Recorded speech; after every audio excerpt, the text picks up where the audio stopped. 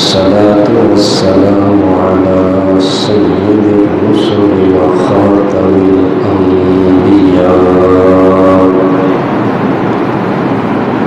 وعلى آله وأصحابه الأتقياء.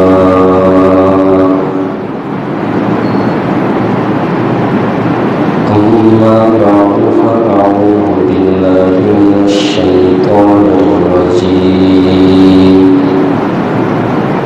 بسم الله الرحمن الرحيم.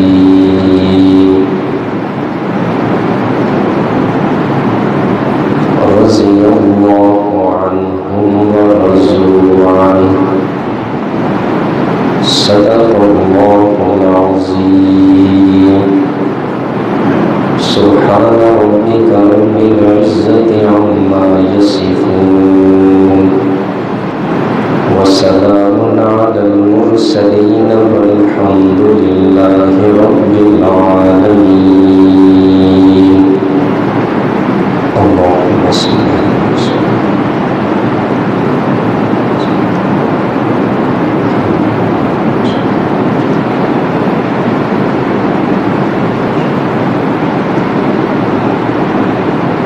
آج کے اس جمعہ کے خطبوں میں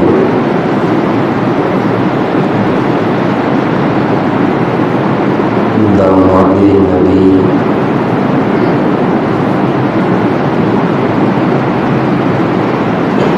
خلیفہ الرابع امیر المومنین سیدنا علی المرتضی رضی اللہ تعالی عنہ کی عظمت، مقام اور فضیلت کے متعلق چند باتیں عرض کروں گا. اللہ تعالی مجھے ان کے متعلق حق سچ کلمات کہہ سکنے کی توفیق عطا فرمائے.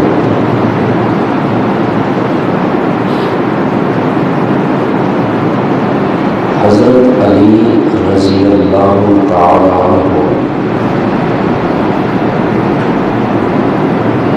وہ خوش قسمت، خوش بخت انسان ہیں جن کا بچپن سید الانبیاء صلی اللہ علیہ وسلم کی تربیت اور سرپرستی میں گزرا.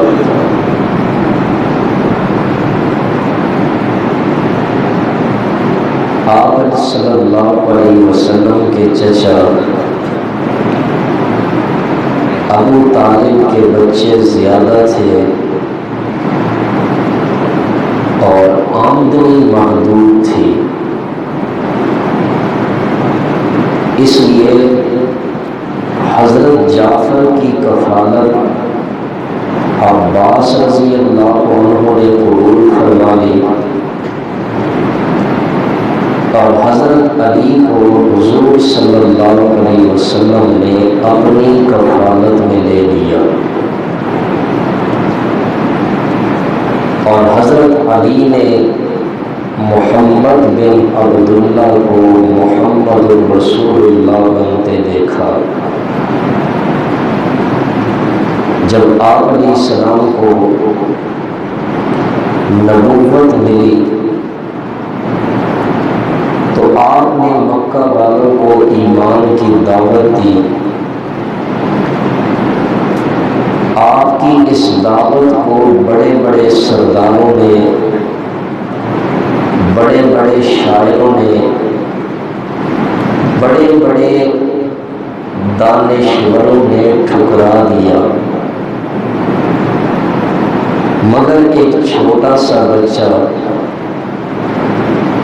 جس کی عمر صرف 9 سال تھی اور جسے دنیا حیدر کرار کے نام سے جانتی ہے، اس بچے نے آپ علیہ السلام کی دعوت پر لبیک کہا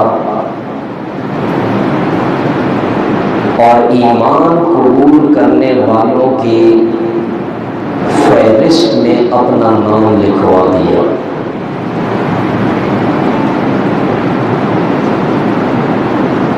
مردوں میں سب سے پہلے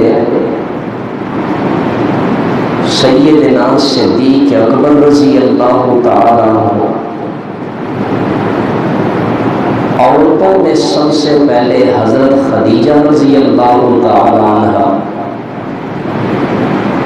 غلاموں میں سب سے پہلے حضرت زید رضی اللہ تعالی عنہ، اور بچوں میں سب سے پہلے حضرت علی رضی اللہ تعالی عنہ نے ایمان قبول فرمایا۔ اور یہ بات کوئی تعجب کی بات نہیں ہے کہ بچپن کی عمر میں اسلام قبول کر لیا۔ آخر یہ بھی تو دیکھیں کہ انہیں اس عظیم انسان کی تربیت نصیب ہوئی تھی جس انسان کو اللہ نے ساری کائنات کے لیے تربیت کرنے والا بنا کر بھیجا تھا۔ قرآن پاک کی سورہ آل عمران ہے، اللہ کریم ارشاد فرماتے ہیں لقد من اللہ علی المؤمنین اذ بعث فیہم رسولا منہم، ایمان والو تم پر اللہ کا احسان ہے کہ اللہ نے تمہارے اندر ایک نبی بھیجا ہے۔ یہ نبی کا بھیجنا بھی امت پہ اللہ کا احسان ہے بہت بڑا۔ پھر فرمایا نبی بھی تمہارے جیسا انسان ہی میں نے منتخب فرمایا تاکہ وہ ہر عمل تمہارے سامنے کر کے دکھائے، تمہارے لیے مشکل پیش نہ آئے۔ آگے اللہ کریم اس آیت میں فرماتے ہیں میرے اس نبی کی ڈیوٹیاں کیا ہیں، میرے اس نبی کے نبوت کے فرائض کیا ہیں۔ اللہ نے آپ علیہ السلام کا پہلا نبوت کا فریضہ بیان فرمایا یتلو علیہم آیاتہ، آپ لوگوں کے سامنے قرآن کی تلاوت کرتے ہیں، قرآن کی آیات پڑھ پڑھ کر سناتے ہیں۔ اس نبی کا دوسرا فریضہ یزکیہم، آپ ان لوگوں کا تزکیہ فرماتے ہیں، ان کی تربیت فرماتے ہیں۔ آپ علیہ السلام کے آنے سے پہلے یہ لوگ جو عقائد رکھتے تھے، جو ان کے اعمال اور اخلاق تھے، اللہ کو ناپسند تھے، انسانیت سے کوسوں دور تھے۔ اللہ کے نبی نے ایمان کی دعوت دی، انہوں نے ایمان قبول کیا، پھر آپ نے اپنی مجلسوں میں ان کی تربیت فرمائی، ان کے عقائد باطلہ، اخلاق سیئہ، اعمال سیئہ سے ان کے ظاہر اور باطن کو پاک کر دیا۔ جب آپ نے ان کی تربیت فرمائی، اس تربیت کا اثر یہ ہوا کہ وہ لوگ جو زمین کے ذرے تھے، آپ کی تربیت سے وہی لوگ آسمان کے ستارے بن گئے۔ ہمارے پیارے پیغمبر نے خود فرمایا اصحابی کالنجوم، میرے صحابہ ستاروں کی مانند ہیں۔ ستارے آسمان پر جگمگا رہے، آسمان دنیا کو مزین کر رکھا ہے، فرمایا فَبِأَيِّهِمْ اقْتَدَيْتُمْ اهْتَدَيْتُمْ، ان میں سے میرے کسی صحابی کی اقتدا کرو گے تم ہدایت پا جاؤ گے۔ یہ آپ علیہ السلام کی تربیت کا اثر تھا۔ ایک عقیدے کی بات بھی ساتھ کہا، نبی تربیت فرماتے ہیں، آپ اس تربیت کا ایک سبب بنے ہیں۔ حقیقت میں انسان کا تزکیہ فرمانے والی ذات صرف کس کی ہے؟ اللہ کی ہے۔ نبی اس کے لیے ایک سبب ہے۔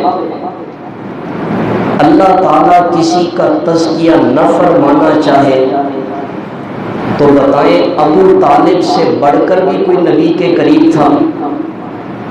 اللہ نے اس کا تزکیہ نہیں فرمانا چاہا، ساری زندگی شرک کی پلیدی میں پڑا رہا۔ اور جب اللہ تزکیہ فرمانا چاہتے ہیں تو پھر بلال کو حبشے سے اٹھا کر ہمارے پیغمبر کے قدموں میں لا کر ایمان کی نعمت سے مالا مال کیا۔ آپ نے ایسا تزکیہ فرمایا کہ پھر بلال چلتا زمین پہ تھا، اللہ اس کے قدموں کی آہٹ جنت میں سمائی دیا کرتا تھا۔ تو تزکیے کا ایک سبب ہے نبی، ورنہ قرآن خود کہتا ہے وَلَٰكِنَّ اللَّهَ يُزَكِّي مَن يَشَاءُ، اللہ جس کی چاہتے ہیں تزکیہ فرما دیتے ہیں، تربیت فرما دیتے ہیں۔ تو آپ علیہ السلام نے اپنے صحابہ کا ایسا تزکیہ فرمایا کہ وہ زمین کے ذرے تھے، آسمان کے ستارے بن گئے۔ بات میں عرض کر رہا تھا کہ حضرت علی کو اس عظیم انسان کی تربیت نصیب ہوئی جو سارے انسانوں کی تربیت کرنے کے لیے آیا تھا، جس کی دعوت نے ساری دنیا میں عام ہونا تھا۔ اس عظیم انسان کی آغوش تربیت میں حضرت علی نے تربیت فرمائی، اس لیے یہ کوئی تعجب کی بات نہیں ہے۔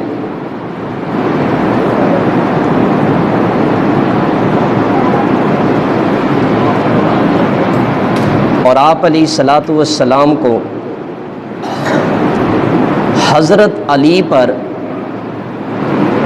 بڑا اعتماد تھا۔ آپ علیہ السلام کو حضرت علی سے بڑی محبت تھی، اور اس اعتماد اور محبت کی دلیل یہ ہے کہ آپ علیہ السلام نے اپنی اس بیٹی کا نکاح علی سے کیا جس بیٹی کو آپ نے جنت کی عورتوں کی سردار قرار دیا تھا۔ آپ دیکھیں، ایک عام سا شخص ہے، اس کی بھی یہ کوشش ہوتی ہے کہ وہ اپنی بیٹی کسی ایسے شخص کے نکاح میں دے جس پر اسے اعتماد ہے، اور نبی کریم صلی اللہ علیہ وسلم کو حضرت علی پر بھرپور اعتماد تھا، اس لیے اپنی محبوب بیٹی حضرت فاطمہ حضرت علی کے نکاح میں دے دی۔ اور جیسا کہ ابتدا میں عرض کیا کہ حضرت علی کی تربیت نبی کریم صلی اللہ علیہ وسلم کے آغوش میں ہوئی تھی۔ زندگی بھر نبی کی تربیت اور صحبت میں رہے، اور آپ جانتے ہیں کہ یہ جو بچپن کی عمر ہوتی ہے، 8 10 سال 15 سال، یہ 20 سال تک کی جو عمر ہے،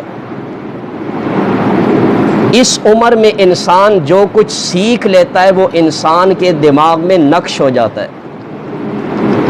یہ عمر انسان کے سیکھنے کی ہوتی ہے، تعلیم حاصل کرنے کی ہوتی ہے۔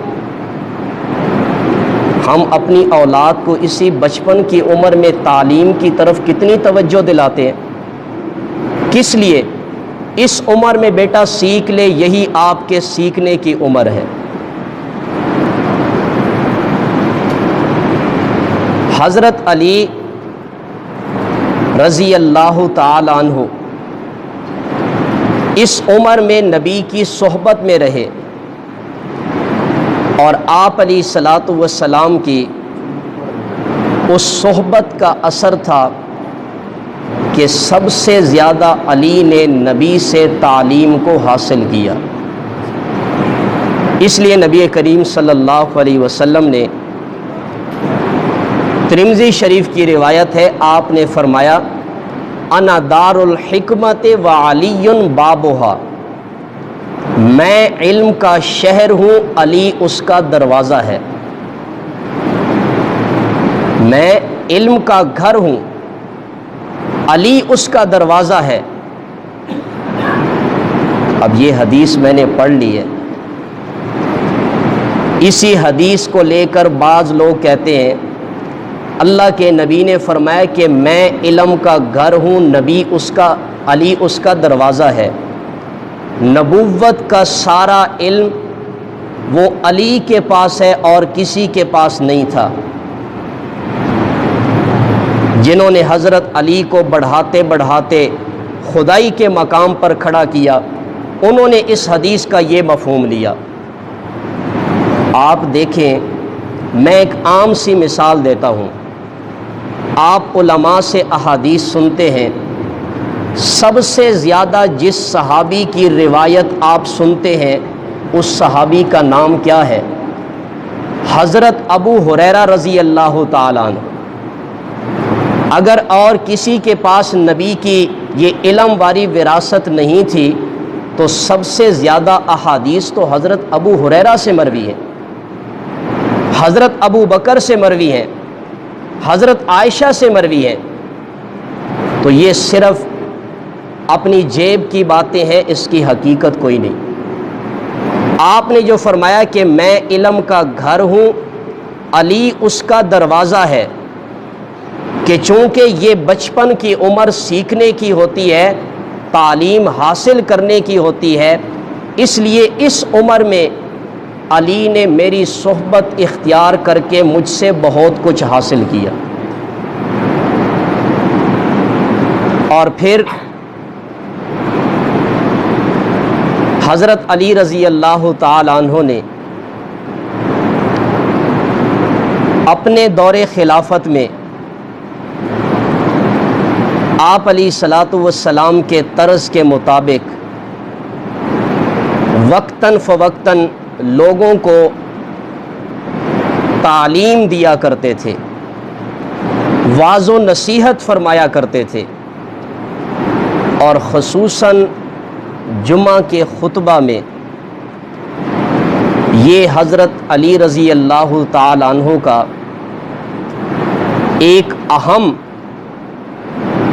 سیرت کا پہلو ہے کہ جمعے کے خطبے میں لوگوں کو اسلامی تعلیمات دیا کرتے تھے۔ یہ جمعے کا جو خطبہ ہے، بیان ہے، اس کا ایک بڑا اہم کردار ہے۔ مسلمان پورا ہفتہ تجارت، کاروبار، ملازمت، محنت، مزدوری کرتے ہیں۔ ہفتے کے بعد ایک جمعے کا دن آتا ہے جس میں مسلمانوں کو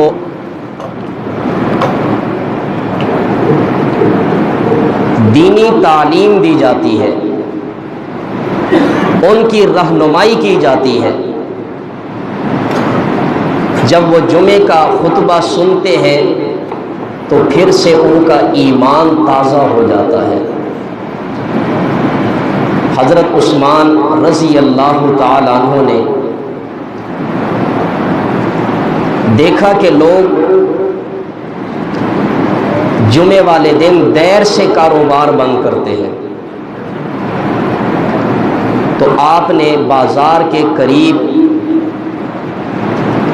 اذان دینے کا حکم دیا تاکہ تاجروں کو، کاروباری لوگوں کو پتہ چل جائے کہ جمعے کا وقت ہو چکا ہے، فوراً مسجد میں پہنچ جائے۔ یہ چیزیں میرے اور آپ کے لیے سبق ہے۔ یہ نہیں کہ صحابہ کے واقعات اکٹھے بیان کرتے چلے جائیں مولوی صاحب اور آپ سنتے چلے جائیں، حضرت علی کی یہ فضیلت ہے، یہ فضیلت ہے۔ ایک ایک واقعے میں ہمارے لیے کئی کئی سبق ہیں۔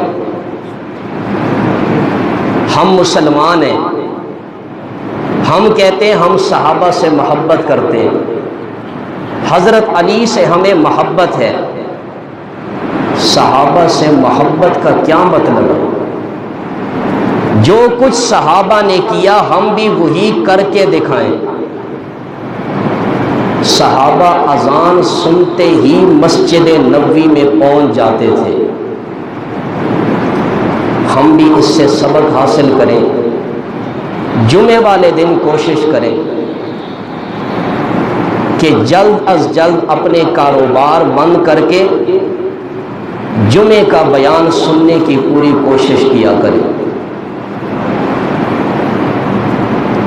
حضرت علی رضی اللہ تعالیٰ عنہ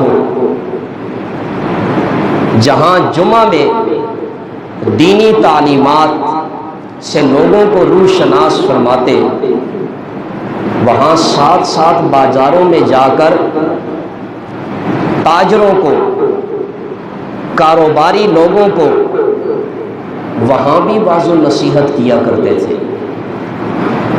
ہم نے تو یہ سمجھ رکھا ہے نماز اللہ کے لیے پڑھنی ہے، کاروبار اپنے مرضی سے کرنے ہیں۔ یہ حقیقت ہے۔ حضرت علی رضی اللہ تعالیٰ عنہ درہ ہاتھ میں لیے ہوئے بازار میں گھوم رہے تھے اور تاجروں کے پاس جا کر کہنے لگے اللہ سے ڈرو، اللہ سے ڈرو اور ناپ تول میں برابری کرو۔ تقوی کا حکم دیا۔ تاجر کے پاس جا کے کھڑے ہوتے، دیکھتے اس کے معاملات کیسے ہیں، یہ گاہک کے ساتھ کیسا سلوک کرتا ہے، کہیں دھوکہ تو نہیں دیتا، جھوٹی قسمیں تو نہیں اٹھاتا۔ پھر وہیں پہ کھڑے ہو کے پھر تاجروں کو خطبہ دیا، اللہ کے بندو، اپنے تجارت اور کاروبار، اپنا سودا بیچنے کے لیے لوگوں کے سامنے قسمیں نہ کھایا کرو، اس سے تمہارا سودا تو بک جائے گا، اس کی برکت ختم ہو جائے گی۔ جھوٹی قسمیں اٹھا کر سودا بیچنا یہ مسلمان تاجر کا کام نہیں ہے۔ اور یہ جو آپ سنتے ہیں اقوال علی، آپ کو پتہ ہے حضرت علی کے اقوال اپنی طرف سے نہیں، وہ نبی کا فرمان ہوا کرتا تھا۔ نبی کی تربیت میں جو زندگی گزاری ہے، آپ کا ایک ایک عمل اپنے پاس محفوظ کیا تھا۔ یہ جو فرمایا کہ قسمیں کھا کر اپنا سودا نہ بیچو، سودا بک جائے گا، برکت ختم ہو جائے گی، یہ بھی نبی کے ایک فرمان کی بنیاد پہ کہا تھا۔ آپ علیہ الصلوۃ والسلام کا فرمان ہے، حدیث کا مفہوم ہے، جو شخص قسم کھا کر اپنا سودا بیچ دیتا ہے، اس کے اس پیسے میں، اس رقم میں برکت ختم ہو جاتی ہے۔ اس لیے جھوٹی قسمیں کھانے سے منع کیا۔ اسی طرح کھجور فروشوں کے پاس جاتے تھے، انہیں کہتے اے کھجور فروشو، اپنی کمائی میں سے اللہ کی راہ میں صدقہ بھی کیا کرو، غرباء پہ خرچ بھی کیا کرو، اس سے تمہاری اس کمائی میں اضافہ ہوگا۔ پھر آگے چلتے مچھلی فروش آتے، مچھلی فروشوں کو الگ خطاب کرتے، کپڑے بیچنے والے انہیں الگ خطاب کر رہے ہیں، کپڑا بیچتے وقت اس میں کوئی عیب نہ ہو، گاہک سے دھوکہ کر کے عیبدار کپڑا نہیں دینا۔ یہ حضرت علی کی تعلیمات تھی۔ اپنی رعایا کو، اپنے تاجروں کو، کاروباری لوگوں کو واضح نصیحت کرتے کہ یہ مسلمان ہیں، کہیں ایسا نہ ہو دھوکہ کر کے جھوٹی قسم کھا کر سودا تو بیچ دیں، اس کے بدلے میں ان کا نقصان ہو جائے۔ یہ تھی امت کی خیر خواہی۔ آج تو لوگ کاروبار کرتے ہیں، حقیقت پر مبنی جملہ کہہ رہا ہوں، لیکن کتنے کاروباری ہیں جن کو شریعت کے مطابق کاروبار کرنے کا طریقہ آتا ہے؟ انصاف سے بتائیں، جس چیز کا کاروبار کرتے ہیں کیا ان لوگوں کو شرعی طور پر معلوم ہے کہ اس کاروبار کا اسلامی طریقہ کیا ہے؟ حضرت علی رضی اللہ تعالی عنہ کا فرمان ہے، آپ نے تاجروں سے کہا کہ دینی بصیرت حاصل کرنے سے پہلے جو تاجر دکان کھول کے بیٹھے گا وہ سود میں ڈوب گیا ڈوب گیا ڈوب گیا۔ ایک بندے کو پتہ ہی نہیں ہے سود کیا ہے، سود کسے کہتے ہیں، سود کا کتنا بڑا گناہ ہے، علم نہیں ہے۔ اس لیے آپ دیکھ لیں، یہودی جو ہمارا سب سے بڑا دشمن ہے، اس نے کتنی کمپنیاں نکال لی ہیں سودی نظام کی، اور پھر ہمارے مفتیان کرام کے فتوے چھپوا کر لوگوں کو دھوکہ دیتے ہیں، اس کمپنی میں شرکت کریں، اس کمپنی میں شرکت کریں۔ کتنے مسلمان سودی نظام میں اپنا پیسہ لگا کر حرام میں ملوث ہیں۔ اور آپ جانتے ہیں اگرچہ روایت کمزور ہے، آپ علیہ السلام کا فرمان ہے، جس نے سود پر 1 درہم لیا اسے معلوم ہے کہ یہ سود کا ہے، اس نے اپنی ماں سے منہ کالا کیا۔ کہاں بیٹھے ہوئے ہیں ہم؟ ان کمپنیوں میں ٹوٹ پڑتے ہیں، مجھے یہاں پہ عہدہ مل رہا ہے، اس عہدے کو ہم کیسے چھوڑ دیں؟ اس لیے جو بھی کام کریں، تجارت کاروبار کریں، سب سے پہلے اس کا اسلامی طریقہ سیکھ لیں علماء سے۔ کپڑا بیچنا ہے تو اس میں عیبدار کپڑا کسی کو نہ دیں۔ ہم میں سے یہاں بھی کتنے کپڑے کے تاجر بیٹھے ہوں گے، میں صرف ایک مثال دے رہا ہوں، کتنے ان میں سے ایسے ہیں گاہک کو کپڑا دیتے وقت وہ اپنے ملازم سے یہ کہہ دیں کہ اگر آپ کے پاس گاہک آئے فلاں کپڑا لینا چاہے، آپ اسے بتا دیں کہ اس میں یہ عیب ہے، اتنی قیمت کم ہے، بتاتے اسے لپیٹ کے وہ اندر کی طرف عیبدار کپڑے کا حصہ کر دیا تاکہ گاہک لے کر چلا جائے۔ اپنی روزی خود حلال کو حرام کرنے کی کوشش کرتے ہیں۔ 2-4 روپے نفع کم صحیح، اس میں کتنی برکت ہوگی۔ یہ کاروبار آزاد نہیں ہے، کاروبار میں بھی ہمیں اسلام نے شریعت کا پابند رکھا ہے۔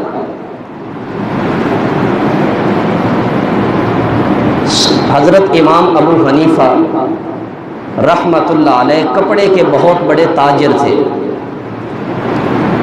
بڑے ملازم رکھے ہوئے تھے۔ ایک عیبدار کپڑا پڑا تھا، گاہک سے کہا ملازم سے، جو بھی گاہک آئے اگر یہ کپڑا لینا چاہے اسے بتا دیں یہ اس میں عیب ہے، اتنی اس سے قیمت کم ہو گئی۔ ہم تو سن کے بھی شاید ہمیں ہنسی آئے، کہ بھلا یہ بھی کوئی بات ہو سکتی ہے؟ ہمیں اس لیے ہنسی آتی ہے کہ ہمارا وہ ایمان نہیں رہا ہے۔ ہم کہتے ہیں آج کا تاجر ہو کسی کو کپڑے کی عیب بتائے، وہ کہتا ہے گاہک نے کب کپڑا لینا ہے؟ یہ ایمان کی بنیاد پہ بات کر رہا ہوں۔ امام ابو حنیفہ نے یہ کہا، گاہک آئے، وہ عیب دار کپڑا لے کر چلے گئے، ملازم کو بتانا بھول گیا کہ اس میں یہ عیب ہے، اتنی قیمت کم ہے۔ امام صاحب کو پتہ چلا، اس قافلے کے پیچھے چلے اور راستے میں جا کر اس قافلے والوں سے کہا، تم میں سے کسی آدمی نے فلاں کپڑا لیا ہے، اس کی اتنی قیمت بنتی تھی، یہ اس میں عیب تھا، میں وہ جو قیمت کم تھی اس کی وہ دینے کے لیے تمہارے پاس آیا ہوں۔ یہ تھا امام ابو حنیفہ رحمہ اللہ کی دیانت کا معاملہ۔ لوگ آج اس امام ابو حنیفہ کو بھی معاف نہیں کرتے۔ اتنا امام ابو حنیفہ سے بغض، اور بغض رکھنے والے کون ہیں؟ منبر و محراب کا وارث طبقہ۔ کہتے ہیں امام ابو حنیفہ کو صرف 17 حدیثیں آتی تھیں۔ ہمارے استاد کہا کرتے تھے، ابھی تو امام ابو حنیفہ کو 17 حدیثیں یاد تھیں، ان 17 احادیث سے لاکھوں مسائل اخذ کیے، اگر اس سے زیادہ حدیثیں یاد ہوتی ان کے علم کا پھر کیا کمال ہوتا۔ حدیث ہے حدیث، بات آ گئی تو میں عرض کر دوں، انصاف کی بات منبر و رسول سے ہونی چاہیے۔ رفع یدین کا مسئلہ ہے، آمین بالجہر کا مسئلہ ہے، امام کے پیچھے فاتحہ پڑھنی ہے، یہ فروعی مسائل ہیں، فروعی، دونوں طرف نبی کی احادیث ہیں۔ الحمدللہ ہم جتنے بھی مقلد ہیں، چاہے امام شافعی کے مقلد ہوں، امام ابو حنیفہ کے، امام احمد بن حنبل کے، امام مالک کے، ہم ہر امام کا احترام کرتے ہیں۔ جس نے بھی نماز کا جو طریقہ بتایا وہ کسی حدیث کی بنیاد پہ، اگر کوئی رفع یدین کرتا ہے ہم یہ نہیں کہتے اس کی نماز نہیں ہوتی، ہم کہتے ہیں ہمارے نزدیک افضل یہ ہے کہ تکبیر تحریمہ کے بعد رفع یدین نہ کرے، اگر کوئی کرتا ہے تو حدیث میں ذکر ہے اس کا۔ میں تو کہتا ہوں یہ بھی ہمارے پیغمبر کا معجزہ ہے کہ اللہ نے آپ کے ہر عمل کو محفوظ رکھا ہے، آپ کی ہر ادا کو اللہ نے محفوظ رکھا ہے۔ اور جو غیر مقلد ہیں وہ کیا کہتے ہیں؟ جو امام کے پیچھے فاتحہ نہیں پڑھتا اس کی نماز سرے سے ہوتی نہیں۔ انصاف سے بتائیں، نبی علیہ الصلوۃ والسلام کے وہ صحابہ جن کی صحیح احادیث مذکور ہیں، آپ کے پیچھے فاتحہ نہیں پڑھتے تھے، ان کی نمازیں ہوئی ہیں؟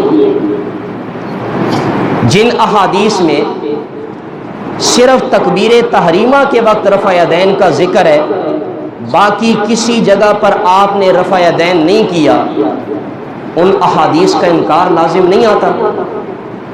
لیکن افسوس ہوتا ہے کہ عالم ہو کر اتنا بغض میں آگے چلا جائے کہ نبی کی حدیث کا ہی سرے سے انکار کر بیٹھے۔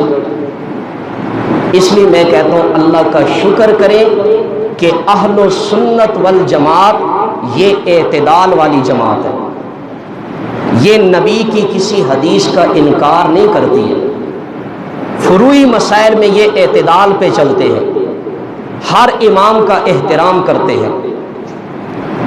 تو عرض کر رہا تھا امام ابو حنیفہ جو ایک کپڑے کے معاملے میں اتنی دیانت سے کام لے رہے ہیں، وہ اللہ کے دین میں خیانت کیسے کر سکتے ہیں؟